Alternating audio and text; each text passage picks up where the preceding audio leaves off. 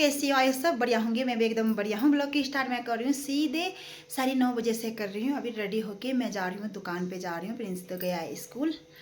घर का लगभग काम तो हो गया है। कमरे का एक ही खाना बनाना है। खाना तो बाद में बनाऊँगी, 12 बजे आके बनाती हूँ मैं खाना। न्याय दो, न्याय दो।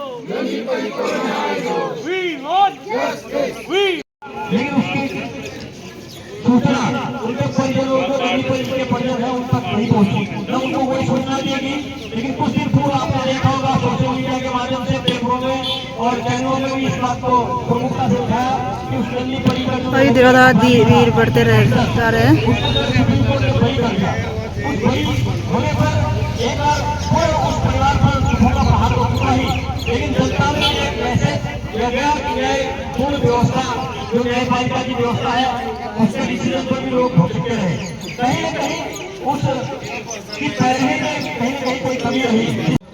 डिसीजन सुप्रीम कोर्ट के द्वारा हुआ है, उसको रिव्यू पिटीशन दाखिल करने के लिए कार्यक्रम रखा गया है। अब इस कार्यक्रम की शुरुआत करते हुए मैं सबसे पहले हमारे बीच में यूथ आइकन और छात्र नेता हमारे बीच में है अजय, उससे आग्रह करता हूँ कि सबसे पहले युवाओं की आवाज बुलंद हो और इस बात को अपने माध्यम से रखने की कृपा करें। जो आज पूरे राज्य में खबर में एक छोटी लड़की के साथ इस हरमुख सुप्रीम कोर्ट से न्याय की उम्मीद भी नहीं मिली, आज हम इकट्ठा हुए हैं कि बच्चों को न्याय मिले, बच्चे को न्याय मिले। और इसके लिए हम मुंशारी से भी एक आवाज बनकर उसके साथ हैं। नगर पंचायत के सम्मानित अध्यक्ष जी हैं राजीव कांति जी, जिला कांग्रेस कमेटी के सम्मानित अध्यक्ष हैं मनोहर डोलिया जी, और तमाम पार्षदगण हैं, तमाम यूथ कांग्रेस के सम्मानित जिला अध्यक्ष हैं विक्रम दानो जी, और नगर पंचायत के सम्मानित अध्यक्ष रहे हैं भारतीय जनता पार्टी से निकुरमा जी, और आप सभी लोगों का मैं क्रांतिकारी अभिवादन करता हूँ। सम्मानित साथियों, आज देश के सीमांत से साथ ही हमारे बिहार से बहुत क्रांतिकारी आवाज, जितने भी जन मुद्दे हैं, जनता से जुड़े हुए मुद्दे हैं, उनको लगातार आवाज देने का काम करते हैं। ऐसे मेरे साथी सहयोगी चंचल बोरा जी भी बिहार से यहाँ पधारे हैं, आपका भी स्वागत है।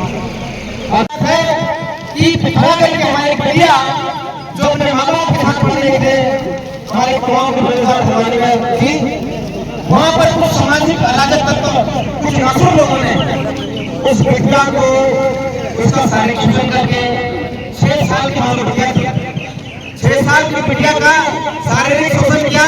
उसके बाद में उसको मौत के घाट उतार दिया गया, और बाद में जब पता गया तो 6 घंटे के बाद ऐसी नदी का आसास उसका मृत्यु शरीर से मिला। तो हमारे साथियों, हम इस संस्कृति इस परंपरा के लोग हैं, हम इस संस्कृति इस परंपरा के लोग हैं, जिस संस्कृति इस परंपरा में नारी को दुनिया के रूप में पूजा जाता है।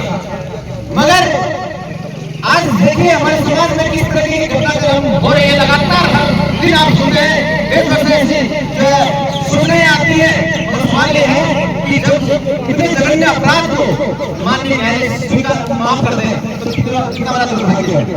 इसलिए मैं कहना चाहता हूँ कि अब हम लोगों को एकजुट होकर इस तरीके से अपन मंडल के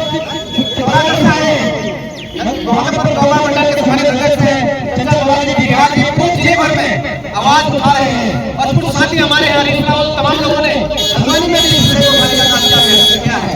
मैं उन तमाम साथियों को बहुत बहुत धन्यवाद करता हूँ। आप सभी लोगों का बड़ा आभार व्यक्त करता हूँ कि आपने एक जिम्मेदार और जागरूक नागरिक होने का फर्ज अदा किया है।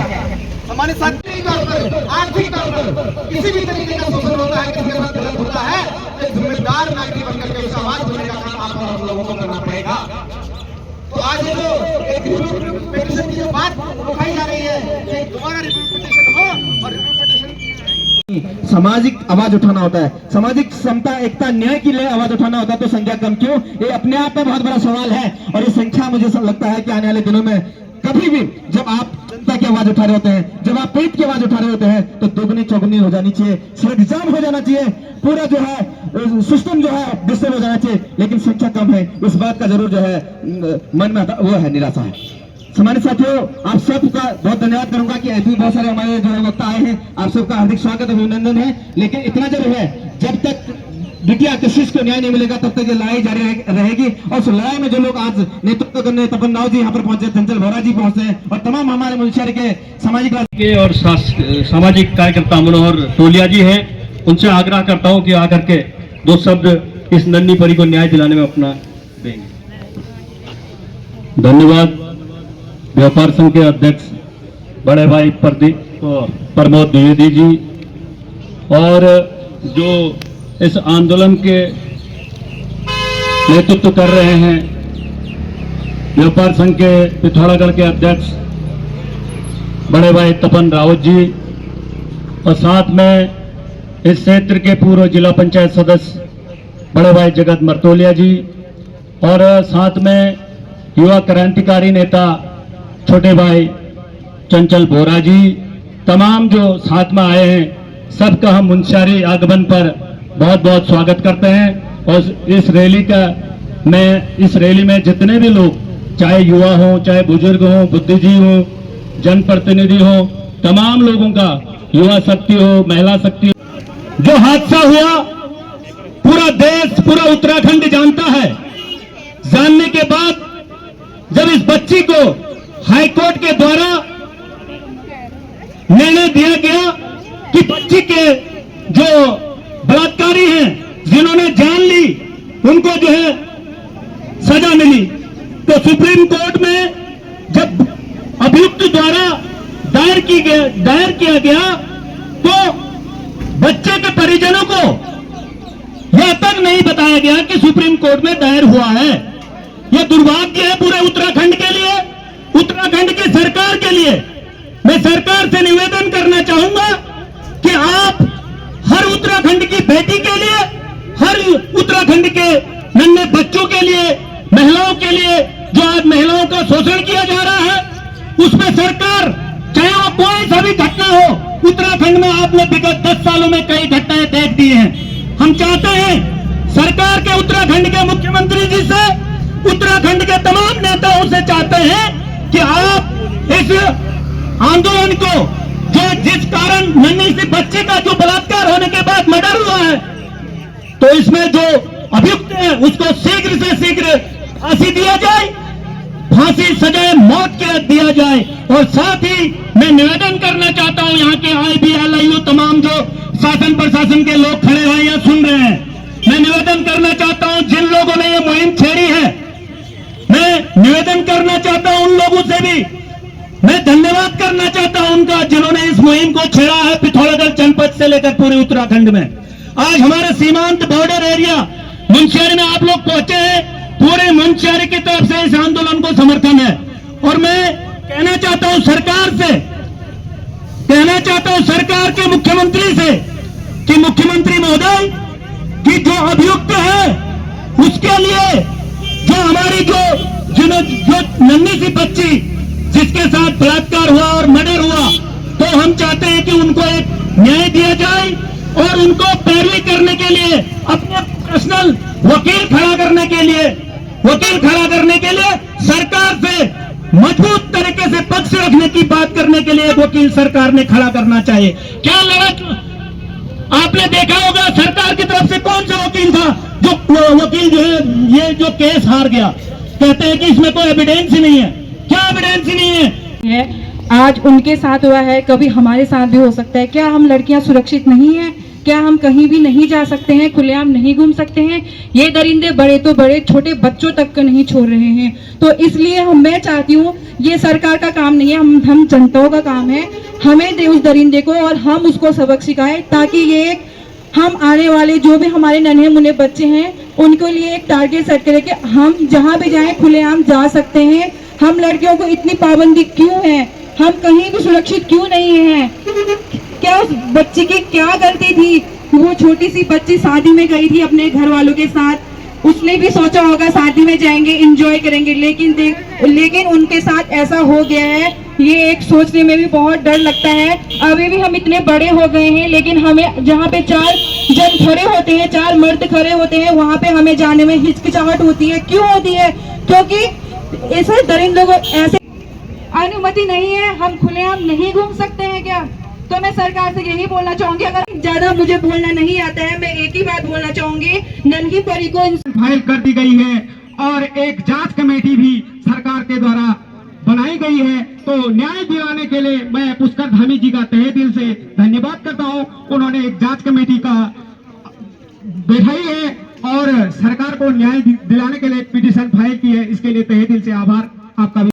अभी तो ली अंगड़ाई है, आगे और लड़ाई है। धन्यवाद प्रमोद भाई। इस मुहिम को आगे बढ़ाने वाले मेरे व्यापार मंडल पिथौरागढ़ के पदाधिकारी भाई जगत, समस्त महिला समाज, युवा वर्ग, सभी मुंशियारी के संभ्रांत नागरिकों से जो यहाँ पर उपस्थित है, मेरा अनुरोध है कि नन्ही परी को न्याय दिलाने के लिए घर घर से मुहिम छोड़ा जाना चाहिए और प्रत्येक घर से मुख्यमंत्री को एक पत्र लिखा जाना चाहिए कि नन्ही परी को न्याय मिले। सभी लोगों को मालूम है कि नन्ही परी अपने परिवार के साथ शादी में गई थी, तो खेलते वक्त उसका अपहरण कर दिया गया। फिर भी आप सोचोगे यार मेरा भाई है, मेरी बहन है, ये है, सो है करके आप चुप रहोगे तो आए दिन घटनाएं बढ़ती रह जाएंगी। कहीं किसी भी क्षेत्र में हो, चाहे आपका यही संबंध न हो या अन्य विकास से संबंध हो, कोई भी गतिविधियां स्टार्ट की समाज में जहां भी गलत हो रहा है तो आगे आने के प्रयास करना चाहिए। आशा ही नहीं, पूर्ण विश्वास महिला की जो मुंशियारी की महिलाएं, आप लोग काफी बढ़ चढ़ के आप लोगों ने भाग लिया, अपना समय निकाला है। अब काफी एडवांस समय आ चुका है, आप काफी आगे तक पहुंच चुके हैं। तो इन्हीं शब्दों के साथ में जो जिला व्यापार संघ के हमारे तपन भाई, ये लोग सब आए हैं, मतुलिया जी जितने भी आए हैं, ये लोग एक प्रयास कर रहे हैं। ये अपने लिए नहीं, केवल हंगामा खड़ा करना हमारी कोशिश नहीं साथियों। नन्ही सी परी को न्याय मिलना चाहिए, नन्ही सी परी को न्याय मिलना चाहिए।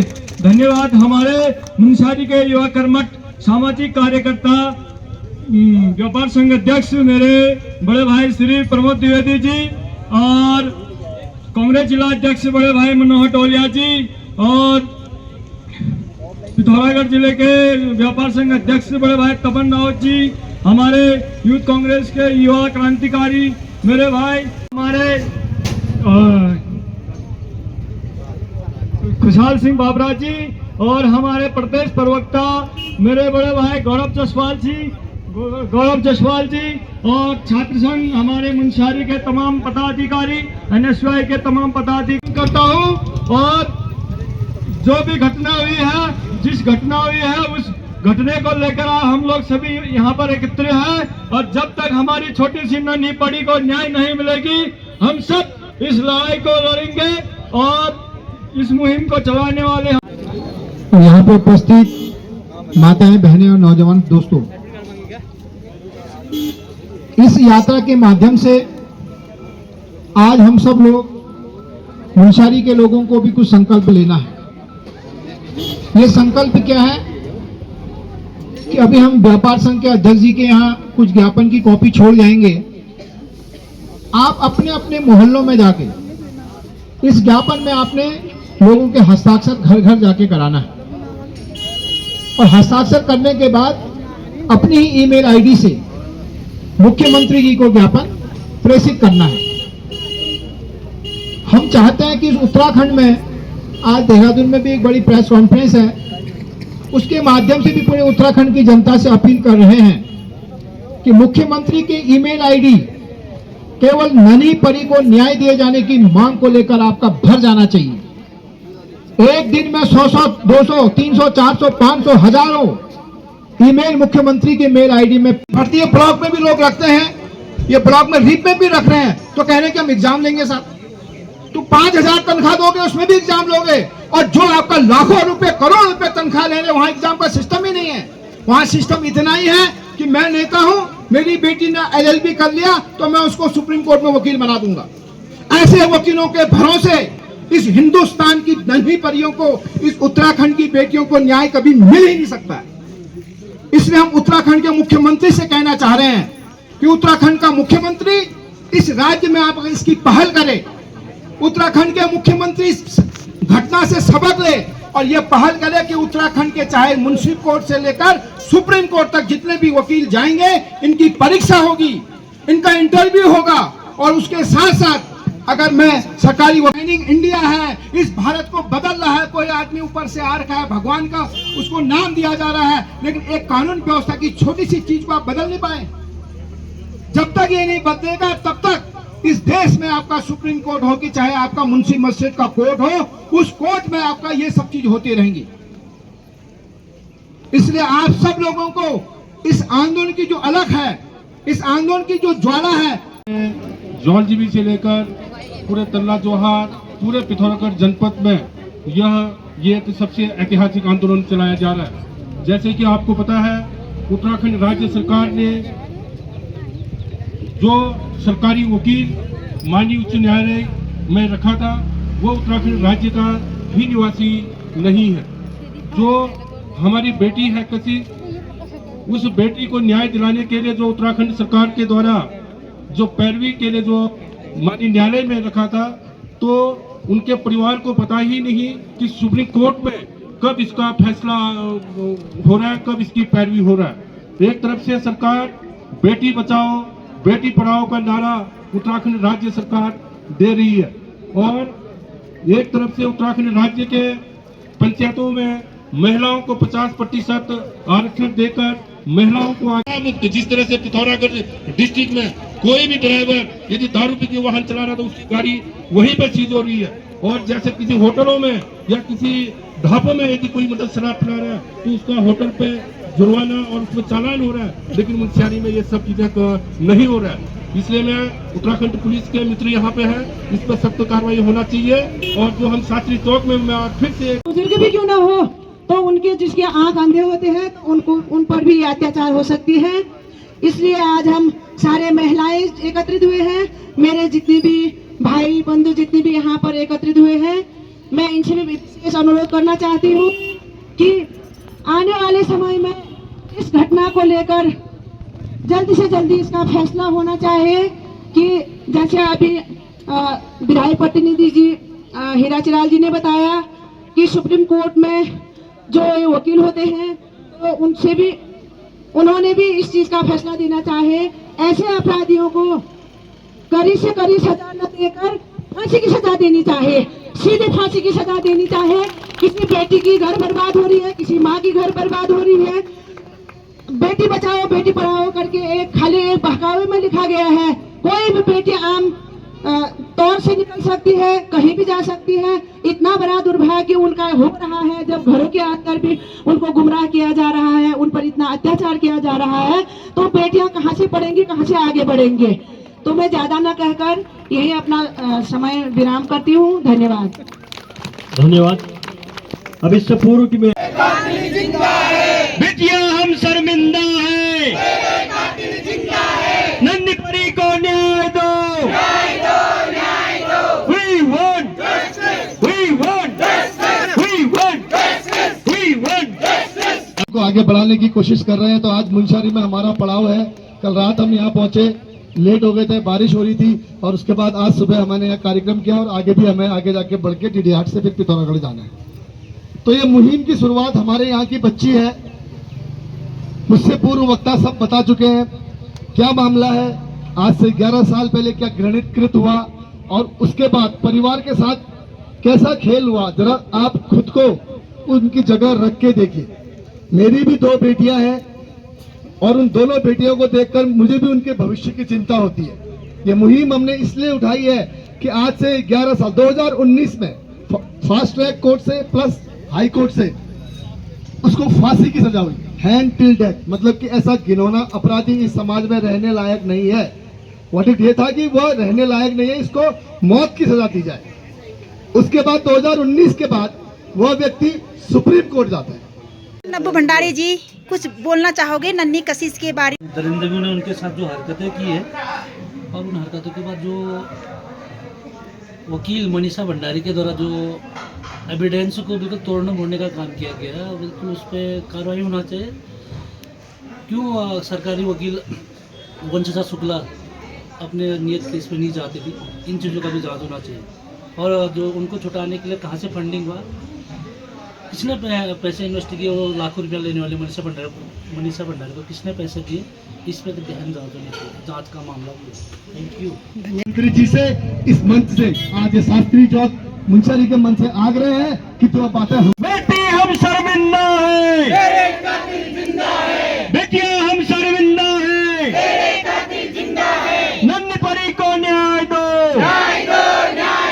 नन्ही परी को न्याय दो। अब इस कार्यक्रम को आगे बढ़ाते हुए मैं चंचल बोरा जी को आमंत्रित करता हूँ, पूछता हूँ और उसके कहीं पे से अगर छोटी सी खरोच भी आ जाती है, खून भी निकल आता है तो मेरी रूह कांप उठती है। आपके साथ भी ऐसा ही होता होगा। और ज्यादातर बिटिया जो होती है वो पापा की लाडली होती है। और आज से 11 साल पहले 7 साल की बिटिया को हल्द्वानी में किस तरह से मारा गया, उसके अंग अंग काट दिए गए, तो उस बाप पर, उस मां पर क्या बीती होगी उसको आप भली भांति समझ सकते हैं। एक बड़ा आंदोलन चला, लगभग 10 या 12 दिन के बाद वो अपराधी पकड़ा गया। अपराधी पकड़ा गया, ट्रायल चला, फास्ट ट्रैक कोर्ट में उसको फांसी हुई। वो अपराधी हाई कोर्ट गया, हाई कोर्ट में भी उसको फांसी हुई। माता पिता निश्चिंत हो गए कि अब हाई कोर्ट, क्योंकि हम लोगों को कोर्ट का उतना नॉलेज नहीं होता है, माता पिता को लगा कि बिटिया को कम से कम न्याय तो मिल गया।